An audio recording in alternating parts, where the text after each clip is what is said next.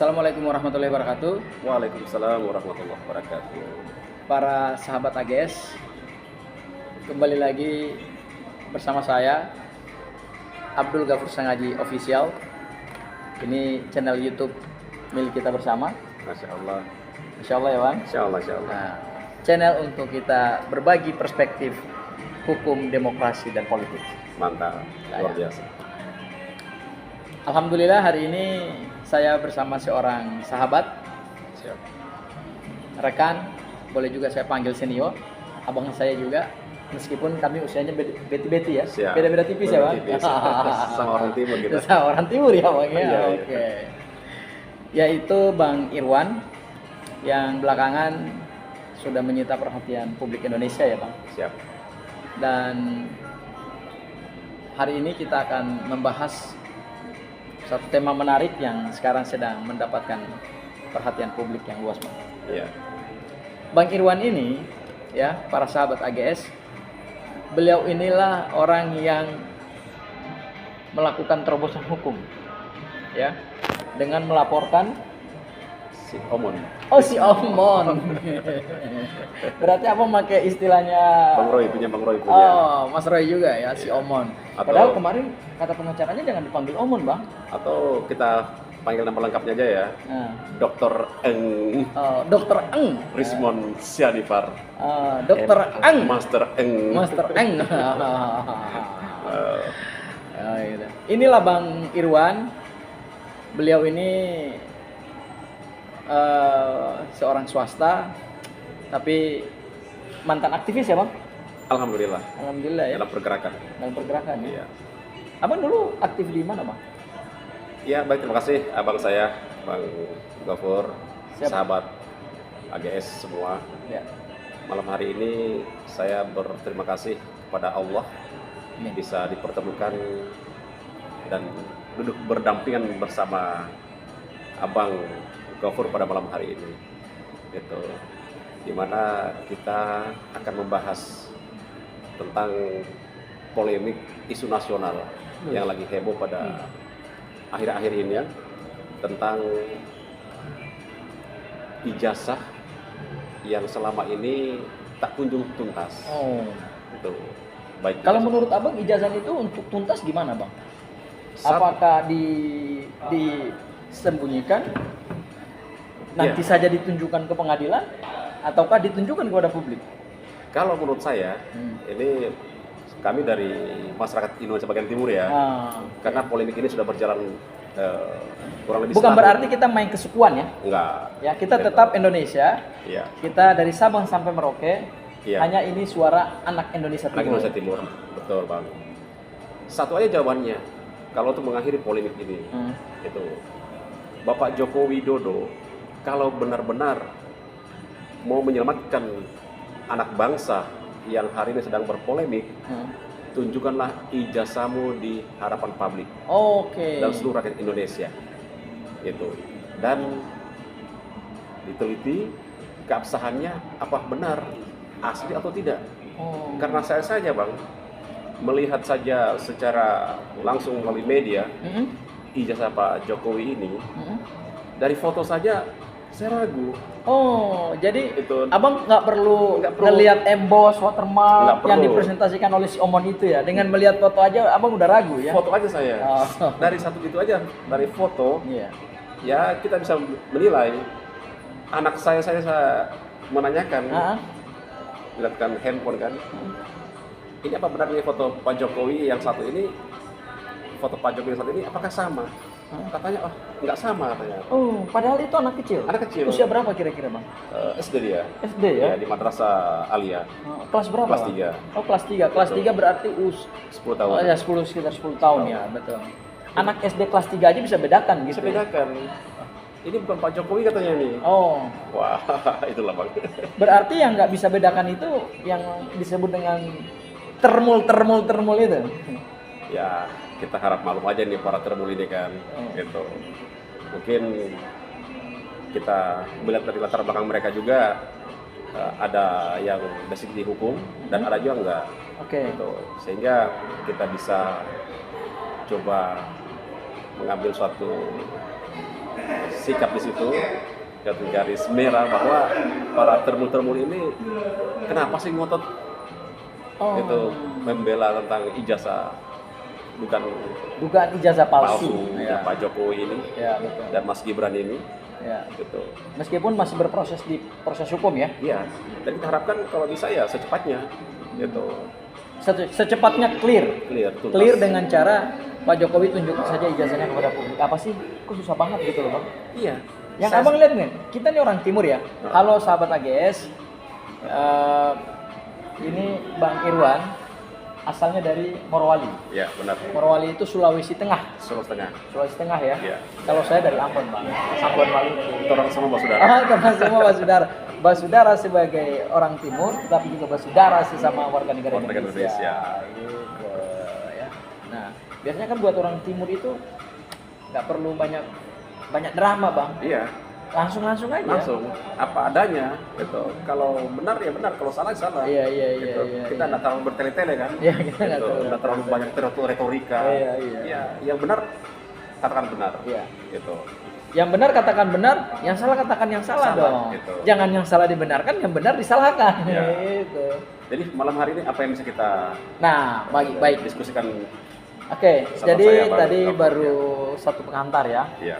Tapi gini Bang, saya mau tahu sebenarnya Bang Irwan ini mulai berkenalan dengan isu ijazah ini kapan Bang?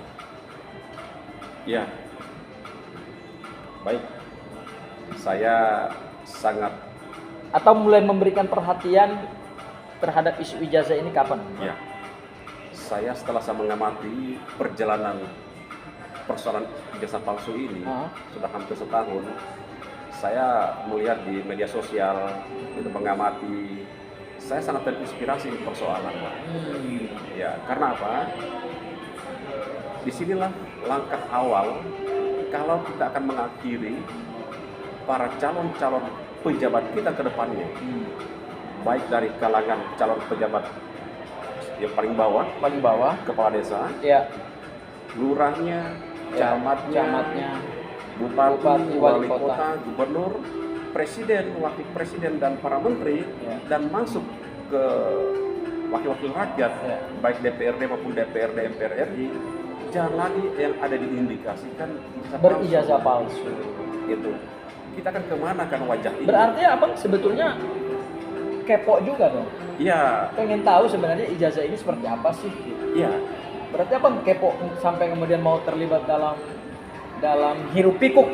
Benar. Ijazah yang sudah menyita perhatian publik bertahun-tahun. Iya. Ini sangat-sangat isu sentral karena salah satu pejabat tinggi negara yaitu presiden dan mantan presiden kita yang diindikasi, dan ini lagi wakil presiden kita lagi yang terindikasi. Wakil presiden yang sedang berkuasa. Jadi persoalan ini jangan lagi terulang, harus diungkap ke publik.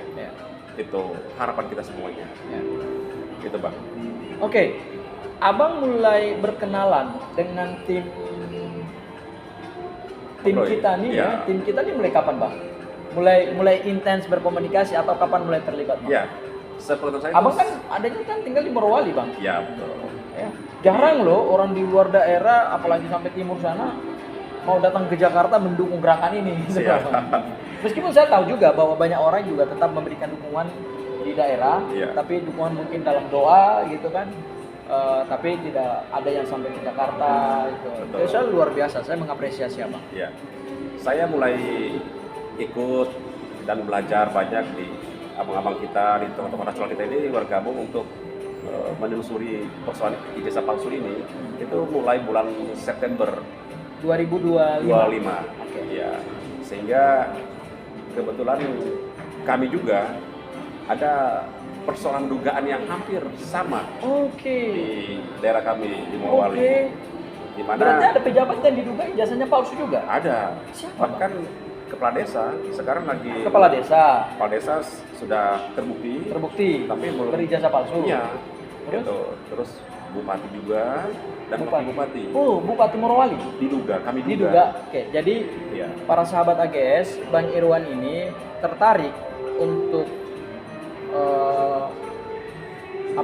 memberikan dukungan terhadap gerakan membongkar dugaan ijazah palsu mantan presiden ini karena Ya. ternyata di daerahnya juga polemik terhadap ijazah bupati Ya. dan wakil bupati juga sedang ramai diperbincangkan ya. Ya. Berarti ijazah palsu ini bukan hanya di nasional, di daerah juga banyak ya. Iya, justru itu kami punya harapan besar Hah? pada abang-abang yang ada di pusat sini, Ya. tokoh nasional kita, Ya. untuk mengungkap persoalan ini di hadapan publik. Sehingga apa yang saya katakan tadi sejak awal, ini jangan terulang lagi, gitu. Ya. Apalagi kita tahu hari ini rakyat Indonesia tidak bisa lagi kita mau, mungkin kata kasarnya ya, kita bodohi lah, Ya. karena ini sudah era digital. Iya, era digital, Iya. rakyat sudah makin cerdas Media ya, Bang, ya. sosialnya sudah Ya, sudah berkembang, juga, ya. sehingga semua Sudah zaman pemberitaan- AI lagi sekarang, Bang. Ya, apalagi apa, AI kan apa aja bisa diproduksi, Bang, dengan cepat. bisa, ya. Zaman AI. Jadi para pejabat-pejabat kita ini harus berhati-hatilah. Oke, tapi sebentar. Saya tertarik, Bang, Ya. dengan apa yang Abang sampaikan. Ya, Bahwa ternyata di daerah Abang juga ada dugaan ijazah palsu bupati dan wakil bupati. Wakil bupati. Oke. Ya.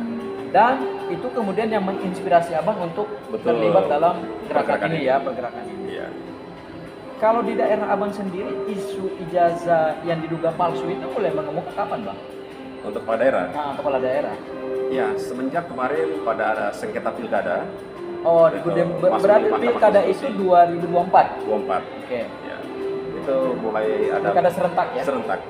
Ada isu mulai berhembus di publik, sehingga kami bertanya-tanya masyarakat sana, apakah benar ini? Gitu. Kalau benar, ya kita coba kawal untuk lebih lanjutnya kan, Ya. untuk menindaklanjuti persoalan ke ranah hukum. Gitu. Diproses nggak, Bang? Sementara ini belum. Dilaporkan? Sementara isu sih waktu bertepatan dengan sidang Mahkamah Konstitusi. Oh, berarti Sengketa. sengketa pilkada ya? Pilkada itu sempat mencuat bahwa akan masuk dalam laporan ke Kepolisian.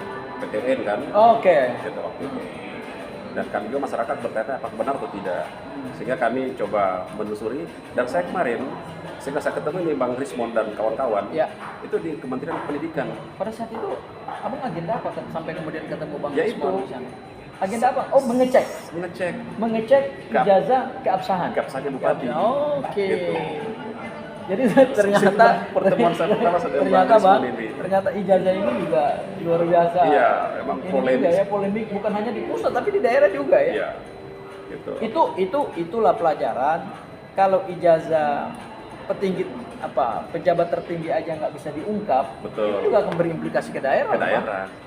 Jadi ini barometer kita semua. Barometer kita Iya. ya. Nah, Abang ketemu dengan Bang Rismon. Iya, Berarti saat itu mungkin saya nggak ikut kayaknya, Bang. enggak. Ya.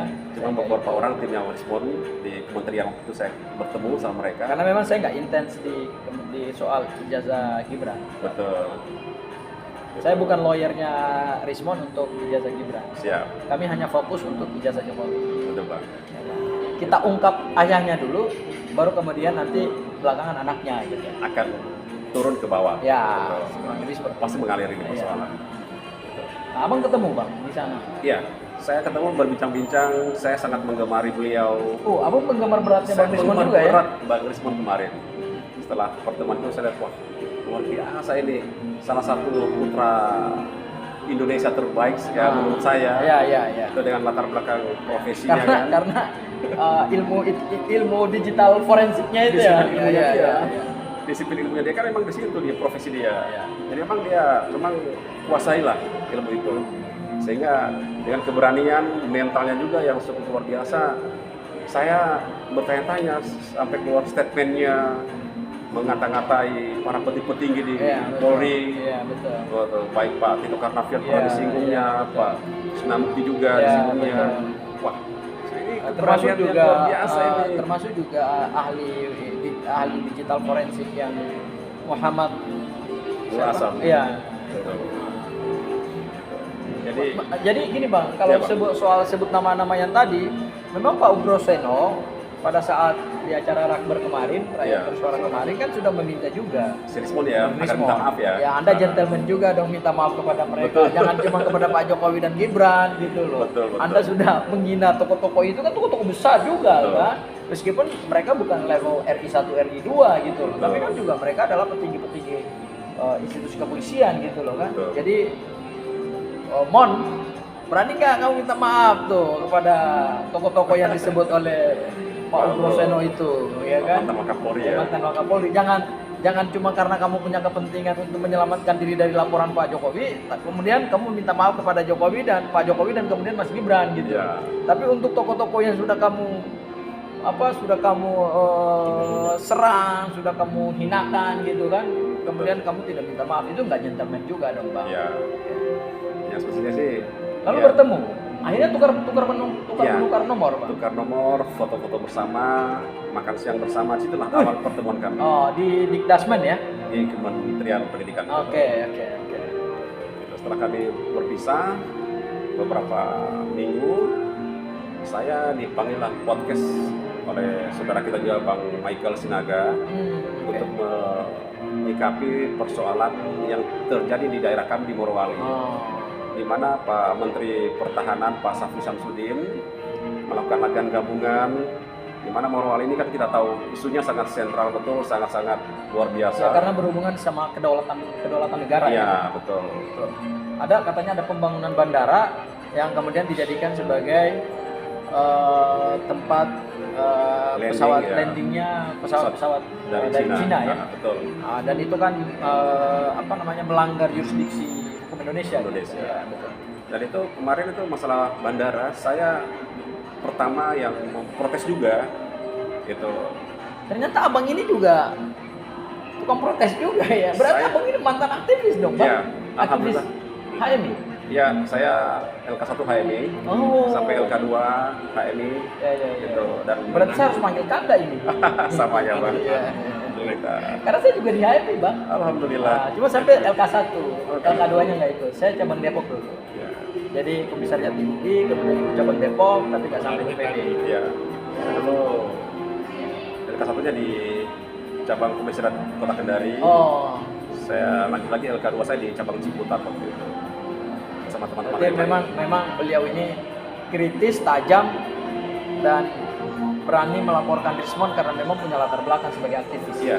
Ini bukan kaleng-kaleng nih. Ya, pada prinsipnya selagi kita mau menyuarakan kejujuran, kebenaran, keadilan, itulah bentuk perjuangan kita sebagai jihad di jalan kebenaran. Oke. Itu harapan kita. Ini menarik, Bang, bagi Iya. Irwan. Saya mau mendalami sedikit Iya, Bang Syaf. soal Bang Irwan setelah kenal dengan Bang Rismon, Ya. kemudian makan bareng, ngopi bareng, kemudian juga sudah podcast bersama Michael Sinaga gitu kan, Bang. Ya. Saat itu buku Gibran Endgame sudah diproduksi apa belum, Bang? Belum kayak. Oh, belum. Belum. Belum ya. Belum. Waktu itu baru buku kalau nggak salah itu yang Jokowi. Oh, Jokowi White Newspaper. Papers ya. Ya. Oke. Kemudian buku itu dicetak. Iya. Nah, abang katanya beli dalam jumlah besar. Iya. Jadi Gimana ceritanya abang beli dalam jumlah besar Waktu buku itu- Gibran Endgame itu, Bang? ya baik. Emang ini luar biasa ini. Buku Gibran Endgame ini saya sangat-sangat orang bilang itu dengan adanya buku tersebut saya terinspirasi. Oh, terinspirasi. Iya, dengan buku Gibran Endgame ini karena Pak, salah satu generasi muda yang ada yang berani membuat buku Ya. dengan target kepala negara kita yaitu wakil presiden. Ya, betul. Ini luar biasa terobosannya Ya. Pak Rismon ini. Ya, betul. Gitu. Sehingga pada saat Car Free Day di Bundaran Hotel Indonesia, saya hadir. Oh, abang hadir. Iya. Oh, berarti pada saat promosi buku ya? Ya, promosi habis launching, melakukan Car Free Day di Bundaran Hotel Indonesia.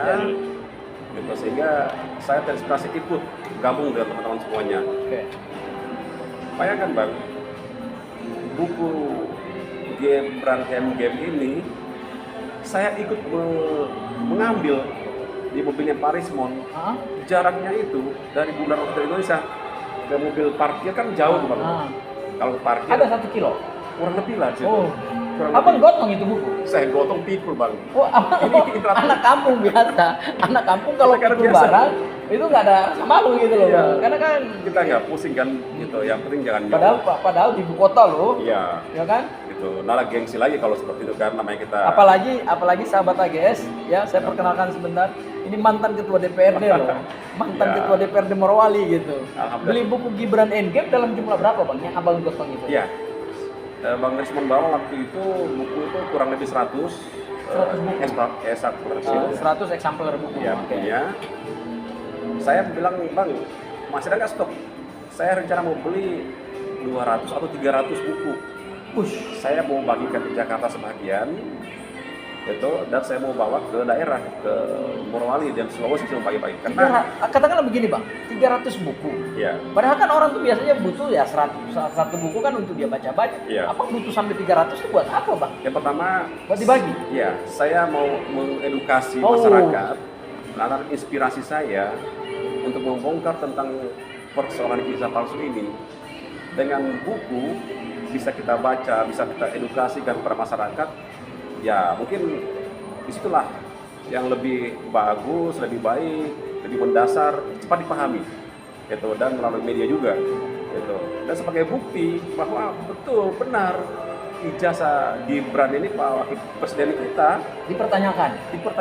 dan itu kalau betul-betul benar yang ada dalam bukunya tulisan Rismon ini, Ya.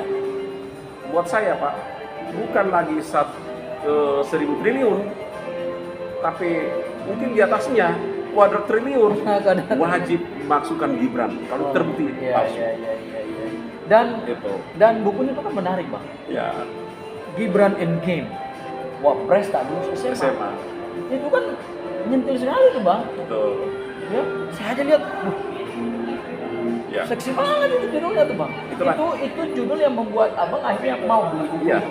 saya Sebanyak 300 buku untuk 300. dibagi gratis Iya. kepada siapa saja. Siapa aja? Betul. Dalam rangka tapi tujuannya mengedukasi ya. Edukasi masyarakat bahwa inilah isu nasional, itu apalagi kan ini salah satu pejabat negara, Ya, betul. yaitu wakil presiden, Dan dipilih oleh rakyat secara langsung, loh, Bang. langsung benar. Secara demokratis. Betul.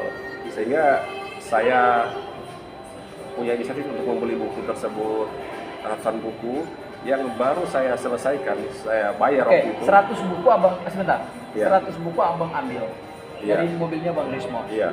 Abang gotong kemana, Bang? Dari mobilnya Bang Rismon, Ah. kita gotong bawa ke Bundaran HI. Oh, dia di Bundaran HI ada bagi buku gratis itu. Iya. Oh, Car Free Sampai Day. Car Free Day Iya, waktu iya, itu. iya. Ini ada hari di sini. Sambil juga waktu itu istrinya Bung Rismon itu sempat dia viralkan saya sama Bung Rismon juga, itu melalui channelnya dia, Balik Akademi. Balik Akademi itu disitulah saya pikir ini benar-benar perjuangan teman-teman. Nggak, saya nggak habis pikir aja, Bang. Abang beli buku dengan jumlah yang banyak, dengan uang yang besar, tapi abang mau gitu loh. Iya. Pergi ke mobil yang punya buku, abang gotong, abang pikul, untuk kemudian abang bagi-bagi. Gitu loh. Enggak, bukan. Itu sesuatu yang unik gitu loh, Bang, Iya, menurut saya, Bang. betul. Itulah jiwa saya, Bang. Gitu, jiwa pergerakan saya, keikhlasan saya. Di Morowali pun juga, Bang. Abang tadi bilang saya ini sebagai mantan pejabat, mantan ketua DPRD.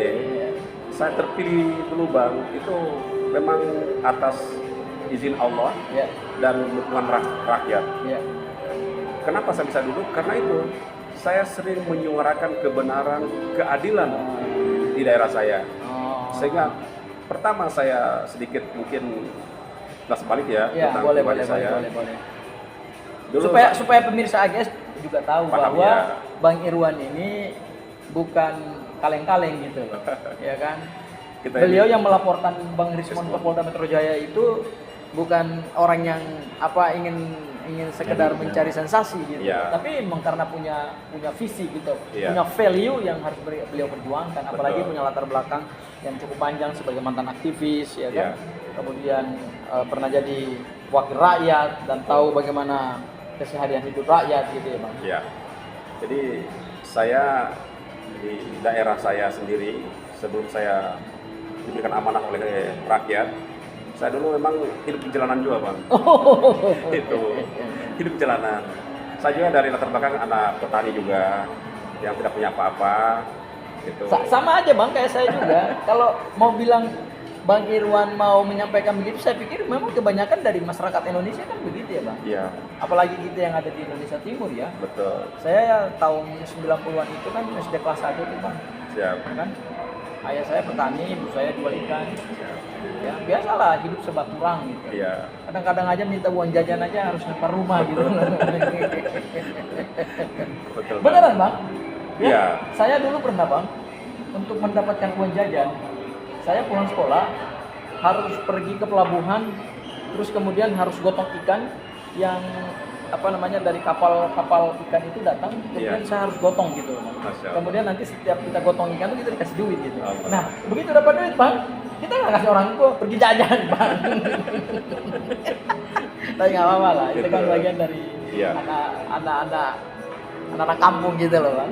Jadi saya dulu tergerak, terpanggil hati nurani saya, gitu, dan ketulusan hati saya selalu menyuarakan kebenaran ini, keadilan ini untuk kepentingan rakyat. Itu sejak saya duduk di bangku SMP, sejak dulu saya masih pengurus OSIS, masuk di SMA juga, masuk di kampus, dan itu saya selalu menyuarakan, gitu. Sehingga alhamdulillah ada isu yang cukup sentral juga di Morowali waktu itu tentang aksi